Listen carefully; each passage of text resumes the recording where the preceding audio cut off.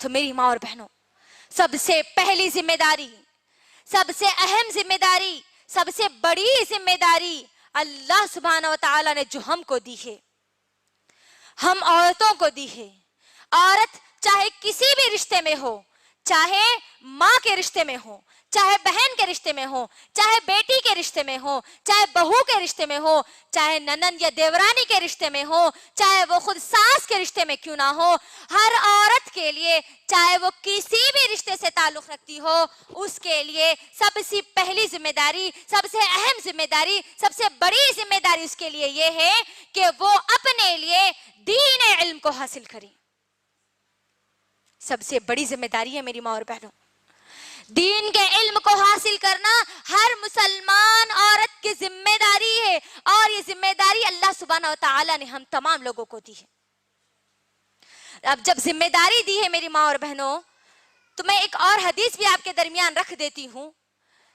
صحیح مسلم کی حدیث ہے، بخاری کی بھی حدیث ہے، بخاری اور مسلم دونوں کی حدیث ہے.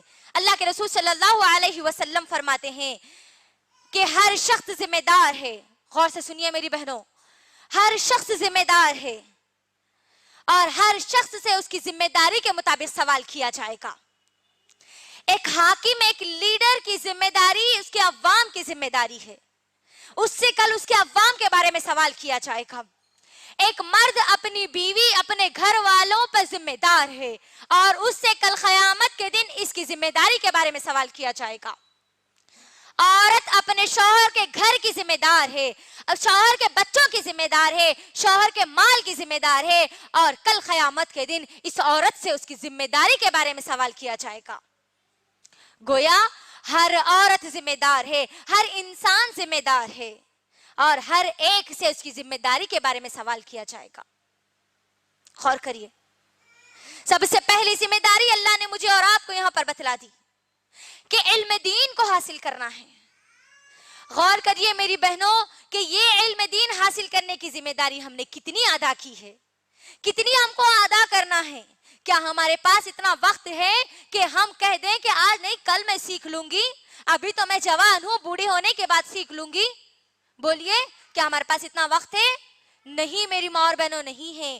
آپ اس بھروسے پر مت رہیے کہ کوئی مولانا آپ کو آ کر سکھا دیں گے، آپ کی شادی کے بعد آپ کا شوہر آپ کو سکھا دے گا، آپ کے مائکے میں نہیں سیکھے، آپ کے سسرال میں جانے کے بعد علم دین کو سیکھ لیں گے. نہیں میری ماں اور بہنوں، اس بھروسے پر مت رہیے کہ کوئی عالم آپ کو گھر آ کر سکھائے گا. نہیں، کوئی آپ کو آ کے نہیں سکھائے گا، بلکہ اللہ سبحانہ و تعالیٰ نے مجھے اور آپ کو، ہم سب کو اللہ نے یہ قرآن ہمارے ہاتھ میں دے رکھی ہے. قرآن دینے کے بعد اس بات کا انتظار مت کرو کہ کوئی آ کر آپ کو علم دین سکھائے گا. قرآن ہمارے پاس آنے کے بعد اللہ مجھے اور آپ کو، ہر شخص کو پوچھے گا یہ قرآن آنے کے بعد تو نے کتنا علم حاصل کیا.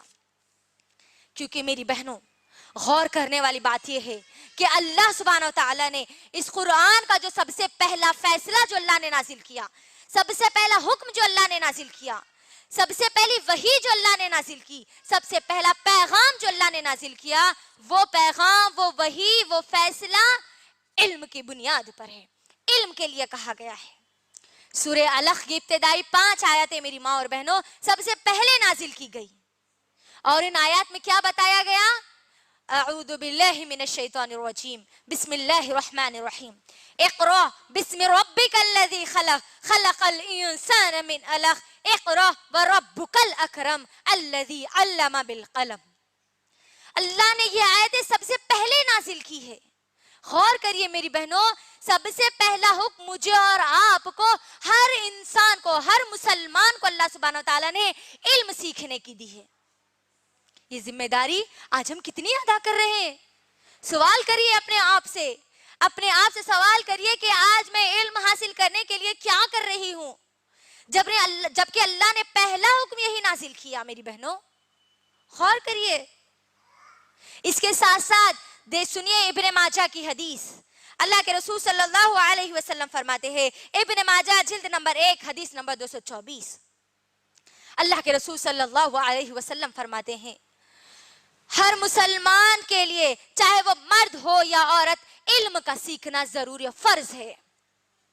علم کا حاصل کرنا ہر مرد اور عورت پر فرض ہے.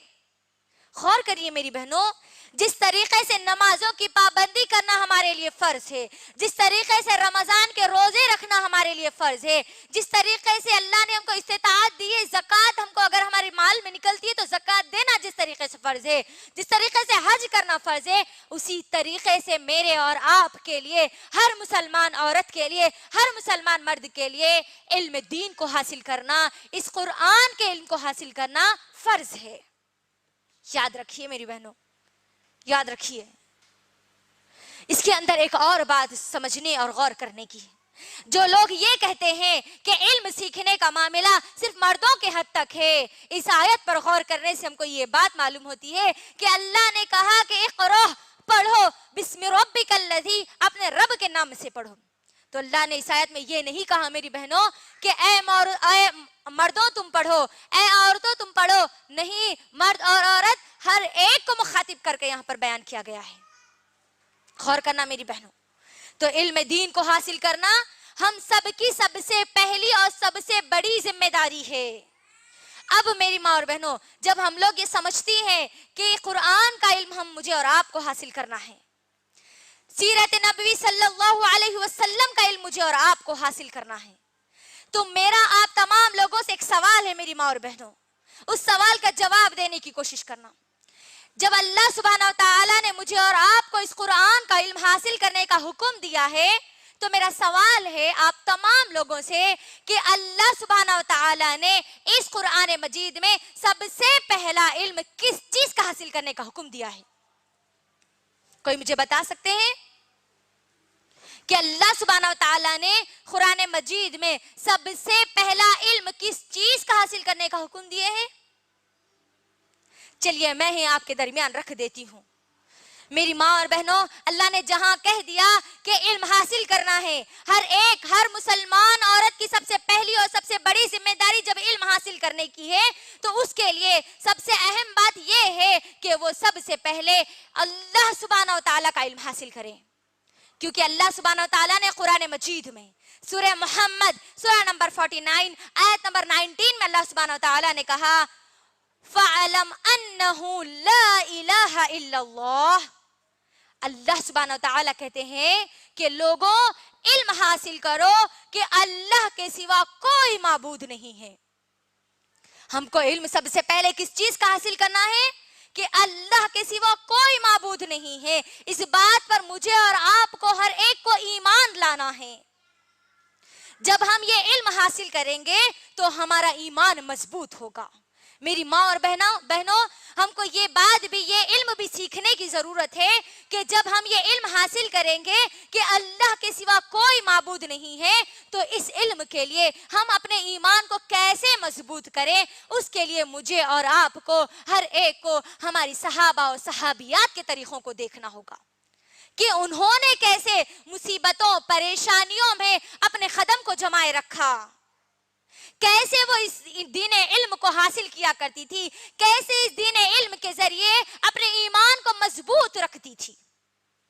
میری ماں اور بہنوں، اللہ کے لیے غور کرنا اور دین علم کو حاصل کرنا، کیونکہ ہم نے سب سے پہلے یہاں پر کہہ دیا کہ ہم کو حاصل کرنا ہے علم فَعَلَمْ أَنَّهُ لَا إِلَهَ إِلَّا اللَّهُ، کہ اللہ کے سوا کوئی معبود نہیں ہے، ہر چیز کا کرنے والا، مصیبت دینے والا، پریشانیاں دینے والا، زندگی دینے والا، موت دینے والا، بیماری دینے والا، شفا دینے والا، آپ کو تمام خوشیاں دینے والا، تمام کے تمام غم دینے والا، آپ کے بنتے ہوئے کاموں کو بگاڑنے والا اور بگڑتے ہوئے کاموں کو بنانے والا، صرف ایک خالق، ایک مالک، ایک رازق، صرف اور صرف اللہ سبحانہ و تعالیٰ ہے۔ اس بات کو ہمارے ذہنوں میں ہم کو بٹھانے کی ضرورت ہے۔ جب ہم یہ باتیں ہمارے ذہن میں بٹھائیں گے میری ماں اور بہنوں، تو ہمارا ایمان مضبوط ہوگا، اسی طریقے سے جیسے ہماری صحابیات کا ایمان مضبوط ہوا، جیسے ہمارے انبیاء کی بیویوں نے اس ایمان کی مضبوطی کی خاطر بڑی بڑی مصیبتیں جھیل لی، لیکن ان کے ایمان پر ذرہ برابر بھی